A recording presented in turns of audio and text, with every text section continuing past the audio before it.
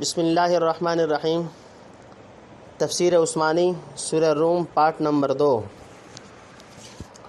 ان ينزل علیہم من قبلہ لمبلسین، اس کے اترنے سے پہلے ہی نا امید۔ نمبر 1۔ فانظر الی آثار رحمت اللہ کیف یحیی الارض بعد موتہا، سو دیکھ لے اللہ کی مہربانی کی نشانیاں کیوں کر زندہ کرتا ہے زمین کو اس کے مر گئے پیچھے یعنی مرنے کے بعد۔ نمبر 2۔ ان ذالک لمحیی الموتیٰ، بے شک وہی ہے مردوں کو زندہ کرنے والا، وہو علی کل شیء قدیر، اور وہ ہر چیز یعنی سب کچھ کر سکتا ہے۔ نمبر 3۔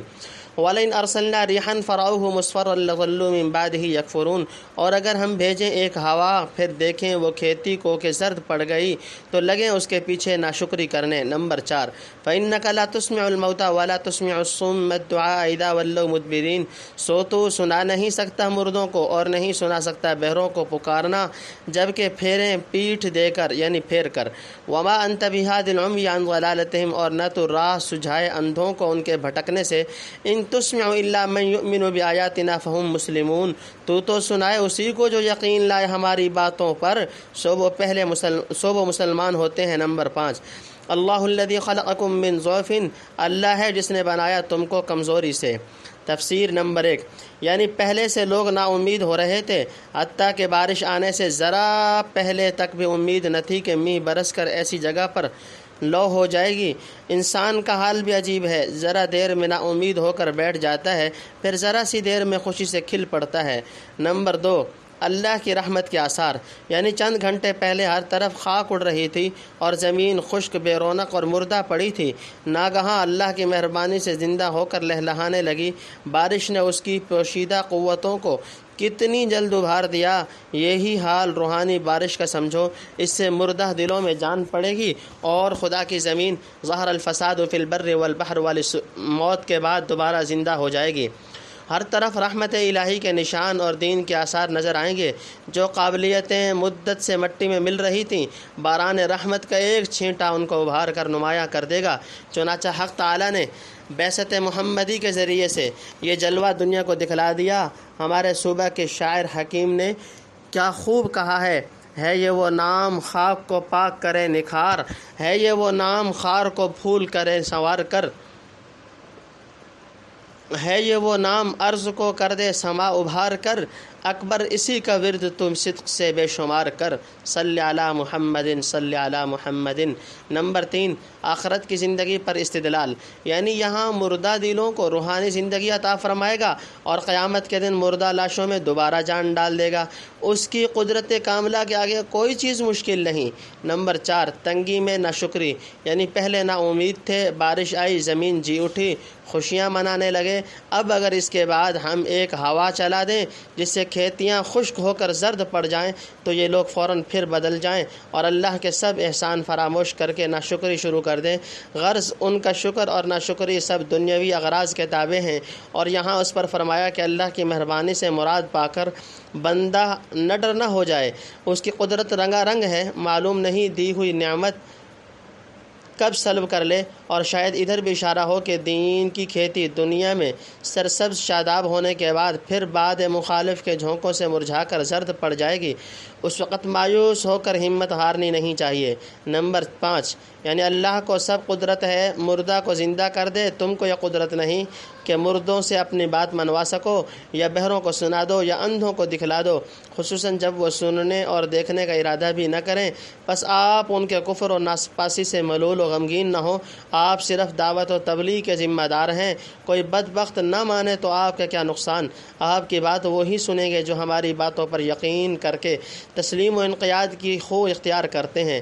تنبیہ، اسی قسم کی آیت سورہ نمل کے آخر میں گزر چکی، اس پر ایک نظر ڈال لی جائے۔ سماع موتیٰ کا مسئلہ، مفسرین نے اس موقع پر سماع موتیٰ کی بحث چھیڑ دی ہے۔ اس مسئلہ میں صحابہ کرام رضی اللہ تعالیٰ عنہم کے عہد سے اختلاف چلا آتا ہے اور دونوں جانب سے نصوص سے قرآن و حدیث پیش کی گئی ہیں۔ یہاں ایک بات سمجھ لو، یوں تو دنیا میں تمام دنیا میں کوئی کام اللہ کی مشیت و ارادہ کے بدون نہیں ہو سکتا، مگر آدمی جو کام اسباب عادیہ کے دائرہ میں رکھ کر با اختیار خود کرے وہ اس کی طرف منسوب ہوتا ہے، اور جو عام عادت کے خلاف غیر معمولی طریقہ سے ہو جائے اسے براہ راست حق تعالیٰ کی طرف نسبت کرتے ہیں۔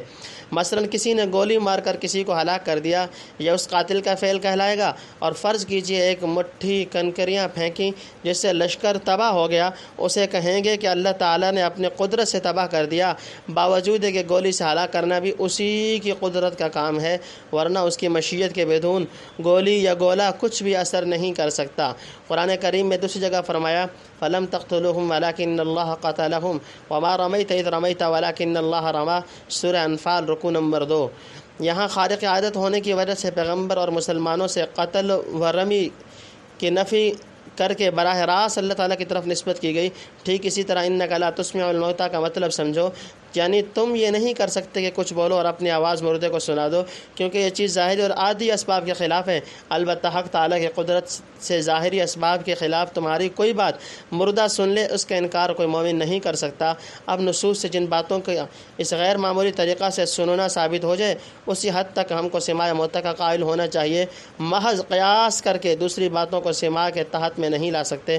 بہرحال آیت میں اسماع کی نفی سے مطلق سماع کی نفی نہیں ہوتی، واللہ اعلم۔ ثم جعل من بعد ضعف قوة ثم جعل من بعد قوة ضعفا وشیبا، پھر دیا کمزوری کے پیچھے زور، پھر دے گا زور کے پیچھے کمزوری اور سفید بال۔ یخلق ما یشاء وهو العلیم القدیر، بناتا ہے جو کچھ چاہے اور وہ ہے سب کچھ جانتا کر سکتا۔ نمبر 1، وَيَوْمَ تَقُومُ السَّاعَةُ يُقْسِمُ الْمُجْرِمُونَ، اور جس دن قائم ہوگی قیامت قسمیں کھائیں گے گناہ گار، مَا لَبِثُوا غَيْرَ سَاعَةٍ، کہ ہم نہیں رہے تھے ایک گھڑی سے زیادہ۔ نمبر 2، كَذَلِكَ كَانُوا يُؤْفَكُونَ، اسی طرح تھے الٹے جاتے۔ نمبر 3، وَقَالَ الَّذِينَ أُوتُوا الْعِلْمَ وَالْإِيمَانَ لَقَدْ لَبِثْتُمْ فِي كِتَابِ اللَّهِ إِلَىٰ يَوْمِ الْبَعْثِ، اور کہیں گے جن کو ملی ہے سمجھ اور یقین، تمہارا ٹھہرنا تھا اللہ کی کتاب میں جی اٹھنے کے دن تک۔ فَهَذَا يَوْمُ الْبَعْثِ وَلَكِنَّكُمْ كُنْتُمْ لَا تَعْلَمُونَ، سو یہ ہے جی اٹھنے کا دن پر تم نہیں تھے جانتے۔ نمبر 4، فَيَوْمَئِذٍ لَا يَنْفَعُ الَّذِينَ ظَلَمُوا مَعْذِرَتُهُمْ وَلَا هُمْ يُسْتَعْتَبُونَ، سو اس دن کام نہ آئے گا ان گناہ گاروں کے قصور بخشوانا اور نہ ان سے کوئی منانا چاہے، یعنی معذرت کرانا۔ نمبر 5، وَلَقَدْ ضَرَبْنَا لِلنَّاسِ فِي هَذَا الْقُرْآنِ مِنْ كُلِّ مَثَلٍ، اور ہم نے بٹھلائی ہے آدمیوں کے واسطے اس قرآن میں ہر ایک طرح کی مثل۔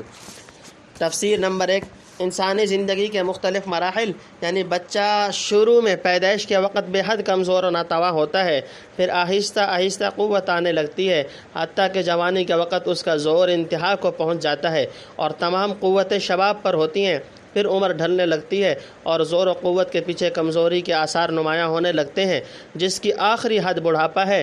اس وقت تمام اعضاء ڈھیلے پڑ جاتے اور قوا معطل ہونے لگتے ہیں۔ قوت و ضعف کا یہ سب اتار چڑھاؤ اللہ کے ہاتھ میں ہے، وہ جس طرح چاہے کسی چیز کو بنائے اور قوت و ضعف کے مختلف ادوار میں سے گزارے، اسی کو قدرت حاصل ہے اور وہی جانتا ہے کہ کس چیز کو کس وقت تک کن حالات میں رکھنا مناسب ہے، لہٰذا اسی خدا کی اور اس کے پیغمبروں کی باتیں ہمیں سننی چاہیے۔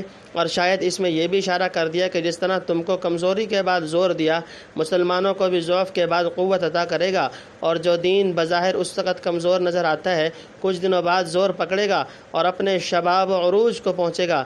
اس کے بعد پھر ہو سکتا ہے کہ ایک زمانہ مسلمانوں کے ضعف کا آئے۔ سو یاد رکھنا چاہیے کہ خدا قادر و توانا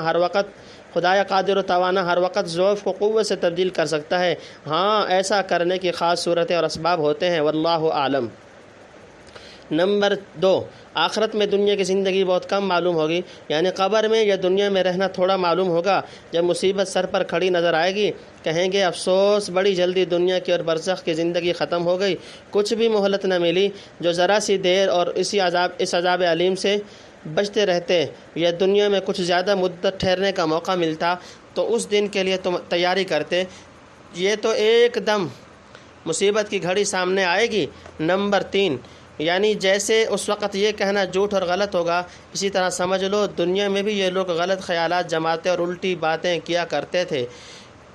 نمبر 4 کفار کو اہل علم کی ملامت، یعنی مومنین اور ملائکہ اس وقت ان کی تردید کریں گے کہ تم جھوٹ بکتے ہو یا دھوکے میں پڑے ہو جو کہتے ہو کہ قبر میں یا دنیا میں ایک گھڑی سے زیادہ ٹھہرنا نہیں ہوا، تم ٹھیک اللہ کے علم اور اس کی خبر اور لوح محفوظ کے نوشتہ کے موافق قیامت کے دن تک ٹھہرے، 1 منٹ کی کمی نہیں ہوئی، آج عین وعدہ کے موافق وہ دن آن پہنچا، اب وہ دیکھ لو جسے تم جانتے اور مانتے نہ تھے، اگر پہلے سے اس دن کا یقین کرتے تو تیار ہو کر آتے اور یہاں کی مسرتیں دیکھ کر کہتے کہ اس دن کے آنے میں بہت دیر لگی، بڑے انتظار و اشتیاق کے بعد آیا، جیسا کہ مومنین سمجھتے ہیں۔ نمبر 5 یعنی نہ کوئی معقول عذر پیش کر سکیں گے جو کام آئے، اور نہ ان سے کہا جائے گا اچھا اب توبہ اور اطاعت سے اپنے پروردگار کو راضی کر لو کیونکہ اس کا وقت گزر چکا، اب تو ہمیشہ کی سزا بھگتنے کے سوا چارہ نہیں۔ وَلَئِن جِئْتَهُم بِآيَةٍ لَيَقُولَنَّ الَّذِينَ كَفَرُوا إِنْ أَنْتُمْ إِلَّا مُبْطِلُونَ، اور جو لائے ان کے پاس کوئی آیت تو ضرور کہیں وہ منکر تم سب جھوٹ بناتے ہو۔ نمبر 1 كَذَلِكَ يَطْبَعُ اللَّهُ عَلَى قُلُوبِ الَّذِينَ لَا يَعْلَمُونَ، یوں مہر لگا دیتا ہے اللہ ان کے دلوں پر جو سمجھ نہیں رکھتے۔ نمبر 2 فَاصْبِرْ إِنَّ وَعْدَ اللَّهِ حَقٌّ وَلَا يَسْتَخِفَّنَّكَ الَّذِينَ لَا يُوقِنُونَ، سو تو قائم رہ یعنی جمع رہ، بے شک اللہ کا وعدہ ٹھیک ہے اور اکھاڑ پھسلا نہ دیں تجھ کو وہ لوگ جو یقین نہیں لاتے۔ نمبر 3 تفسیر۔ نمبر 1 قرآن کی دلیلیں اور کفار کا انکار، یعنی اس وقت پچھتائیں گے اور آج خدا کی خوشنودی حاصل کرنے کا موقع ہے۔ قرآن کریم کیسی عجیب مثالیں اور دلیلیں بیان کر کے طرح طرح سے ان کو سمجھاتا ہے، پر ان کی سمجھ میں کوئی بات نہیں آتی۔ کیسی ہی آیتیں پڑھ کے سنائیے یا صاف صاف معجزے دکھلائیے، وہ سن کر اور دیکھ کر یہی کہہ دیتے ہیں کہ تم یعنی پیغمبر اور مسلمان سب مل کر جھوٹ بنا لائے ہو، ایک نے چند آیتیں بنا لی، دوسرے نے تصدیق کر دی، ایک نے جادو دکھلا دیا، دوسرا اس پر ایمان لانے کو تیار ہو گئے، اس طرح کی ملی بھگت کر کے اپنا مذہب پھیلانا چاہتے ہو۔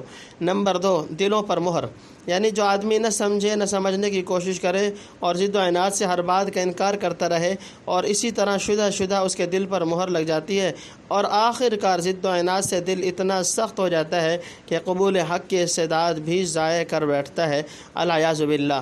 نمبر 3 حضرت صلی اللہ علیہ وسلم کو تسلی، یعنی جب ان بدبختوں کا حال ضد و عناد کے اس درجہ پر پہنچ گیا تو آپ صلی اللہ علیہ وسلم ان کی شرارتوں سے رنجیدہ ہوں بلکہ پیغمبرانہ صبر و تحمل کے ساتھ اپنی دعوت و اصلاح کے کام میں لگے رہیں۔ اللہ نے جو آپ سے فتح و نصرت کا وعدہ کیا ہے یقیناً پورا کر کے رہے گا، اس میں رتی برابر تفاوت و تخلف نہیں ہو سکتا۔ آپ اپنے کام پر جمے رہیے، یہ بد عقیدہ اور بے یقین لوگ آپ کو ذرا بھی آپ کے مقام سے جنبش نہ دے سکیں گے۔ تم سورۃ الروم وللہ الحمد والمنہ۔ سورہ روم الحمدللہ اپنے اختتام کو پہنچی۔